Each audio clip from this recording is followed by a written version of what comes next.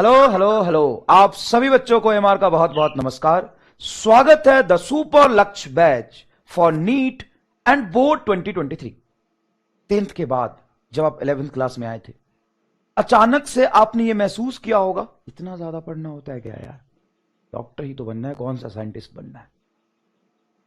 लेकिन आप education system की खामी बोलें या जो भी रीजन है, मैं ये मानता हूं कि असली पढ़ाई, असली कॉम्पिटेटिव टेम्परामेंट और कंपटीशन की प्रिपरेशन, पढ़ाई में बहुत ज्यादा प्रेशर, टाइम मैनेजमेंट, डीमोटिवेशन आपने जितना 11th क्लास में झेला है उतना 10th तक तो नहीं झेला होगा।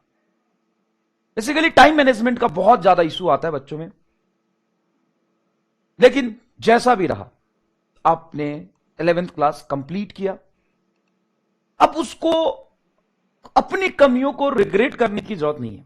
बहुत सारे बच्चे 10th क्लास के बाद 11th में आते हैं तो बहुत अच्छा करते हैं, कोई एवरेज करता है, कुछ में बहुत सारी कमियां रह जाती है, किसी का सिलेबस बहुत अच्छे से पूरा होता है, उसका रिवीजन नहीं होता, किसी ने सिलेबस पढ़ा ही नहीं होता है, XYZ रीजन हो सकता है। लेकिन आप नीट क्वालिफाई करेंगे या ना करेंगे, वो इन बातों पे डिपेंड नहीं करता है। वो इस बात पे डिपेंड करता है कि आगे की जर्नी को आप कितना सीरियस लेते। सर मैंने 11th पढ़ा ही नहीं था, कोई बात नहीं, 12th में आओ। अब 12th में चले गए हो तो 12th में एडमिशन लोगे कि 11th में लोगे, बताओ। सर पढ़ लिया था, रिवीजन थोड़ा कम हुआ था, कोई बात नहीं, 12th तो पढ़ो, साथ साथ में 11th का रिवीजन भी चलेगा। हम खुद ही आपको 11th का रिवीजन बाद में कराए थे, बाद में कराएंगे 12th का सिलेबस खत्म होने के बाद।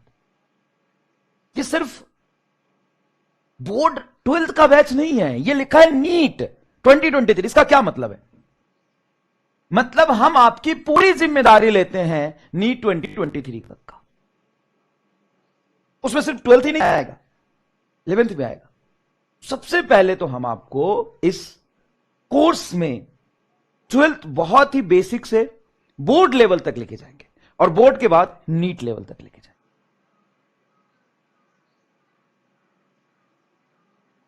अब आपकी जिम्मेदारी है, अगर आपने बहुत अच्छा 11th किया है, आप 12th और जोरदार करिए, और जोरदार करिए, बहुत अच्छे रैंक लेके आइए। आपकी 11th में रिवीजन की कमी रह गई होगी, आप 12th स्टार्ट करिए, जान लगा के 12th पढ़िए, बीच बीच में समय निकाल के उन कमियों को पूरा करिए।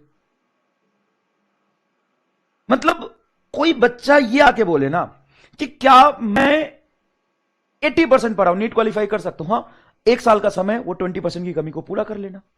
मैं 70% पढ़ा हूं, 30% की कमी को पूरा करने के लिए थोड़ा ज्यादा मेहनत करना पड़ेगा।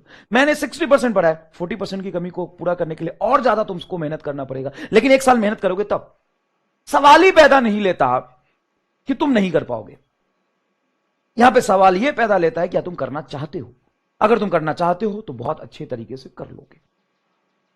ऑब्वियस सी बात है ना कि आप में अगर कुछ कमी है, आप में अगर 50% सिलेबस बहुत अच्छे से कवर किया है, 50% नहीं किया है, तो आपको दुगनी मेहनत करना पड़ेगा जिसने 100% सिलेबस कवर किया है।